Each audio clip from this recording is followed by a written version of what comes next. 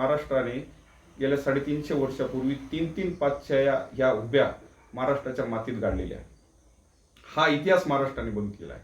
सर्व बांधवांना सस्नेह जय जिजाऊ जय शिवराय. बांधवांनो, मी प्रशांत पवार, निरपेक्ष या यूट्यूब चॅनल व प्रशांत पवार या फेसबुक पेजवर आपले सर्वांचं खूप खूप खूप मनपूर्वक स्वागत आहे.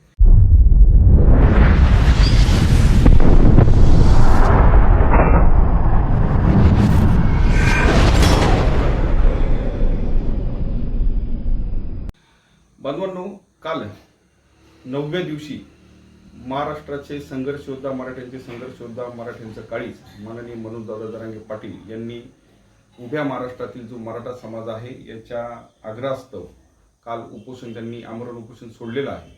या उपोषणादरम्यान त्यांची प्रकृती अतिशय खालावलेली होती. त्यामुळे त्यांना पुढील उपचारासाठी संभाजीनगर येथे रवानगी करण्यात आलेली आहे. या दरम्यान यावेळेचं जे उपोषण झालं, त्या उपोषणाच्या दरम्यान शासनाने जाणीवपूर्वक हेतुपुरस्सर मनोजदादांच्या उपोषणाकडे दुर्लक्ष केलेलं आहे. परंतु शासनाने कितीही दुर्लक्ष केलं असलं तरी उभ्या महाराष्ट्रातील जो सकल मराठा समाज आहे त्यांनी अजिबात कुठल्याही प्रकारचं दुर्लक्ष मनोजदादांकडे केलेलं नाही. मनोजदादांची प्रसिद्धी, मनोजदादांबद्दलचं प्रेम दिवसेंदिवस अधिकाधिक वाढत आहे. त्यामुळे शासनाला जर वाटत असेल की मनोजदादांकडे जर दुर्लक्ष केलं तर त्यांचं उपोषणाची जी क्रेज आहे किंवा मनोजदादांची जी क्रेज आहे ती कमी होईल. परंतु हा शासनाचा गोड असा गैरसमज आहे, हा मी मराठा समाजाच्या वतीने इथे सांगू इच्छितो. त्या दरम्यान देशाचे गृहमंत्री अमित शाह साहेब महाराष्ट्राच्या दौऱ्यावर आले होते. विधानसभेच्या निवडणुकीचा आढावा घेण्याकरता हा त्यांचा दौरा होता. परवाच्या दिवशी ते संभाजीनगरला होते, कालच्या दिवशी ते नाशिकला होते.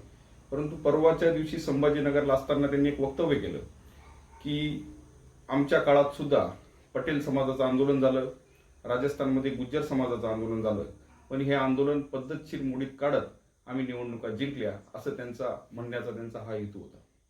परंतु शाह साहेबांना एक आम्हाला सांगणं आहे की गुजरातचं आम्हाला माहिती नाही, राजस्थानचं आम्हाला माहिती नाही, परंतु महाराष्ट्राचा आम्हाला इतिहास व महाराष्ट्राची माती आम्ही पूर्णपणे जाणून आहोत. तुम्हाला जाणून घेण्याची खूप गरज आहे, कारण महाराष्ट्राने गेल्या 350 वर्षापूर्वी 3-3 पातशाया ह्या उभ्या महाराष्ट्राच्या मातीत गाडलेल्या आहे. हा इतिहास महाराष्ट्राने बघितलेला आहे. हा इतिहास तुम्हाला जाणून घेण्याची खूप गरज आहे, कारण आदिलशाही, निजामशाही व औरंगजेबाला या तिघांना महाराष्ट्राने गाडण्याचं काम इथे केलेलं आहे. हे अमित शाह साहेबांना आम्हाला सांगायचं आहे. म्हणून अमित शाह साहेब बोलले की आरक्षणाचं काय, कोणाला आंदोलन करायचं ते करू द्या, आणि आरक्षणाचा जो विषय आहे ते देवेंद्र फडणवीस हे बघून घेतील. आरक्षणाचा व मराठा समाजाचा जो विषय आहे ते देवेंद्र फडणवीस बघून घेतील.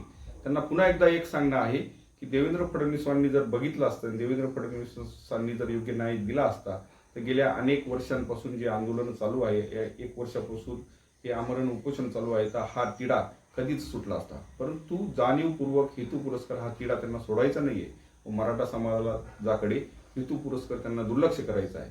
म्हणून मराठा समाजाने सुद्धा आता ठरवलेलं आहे की येणाऱ्या काळात या महायुतीकडे हेतुपुरस्सर दुर्लक्ष करायचं आहे आणि या महायुतीच्या ज्या तिघी पातशाया ज्या आहेत त्यांना उभ्या मातीत गाडायचं आहे.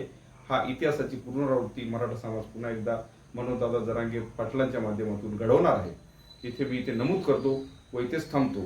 पुन्हा एकदा मनोजदादांची प्रकृती चांगली राहावी, ठणठणीत राहावी अशी मी आई भवानीकडे व प्रभू श्री शिवरायांच्या चरणी प्रार्थना करतो व इथेच थांबतो. जय हिंद, जय महाराष्ट्र, जय जिजाऊ, जय शिवराय.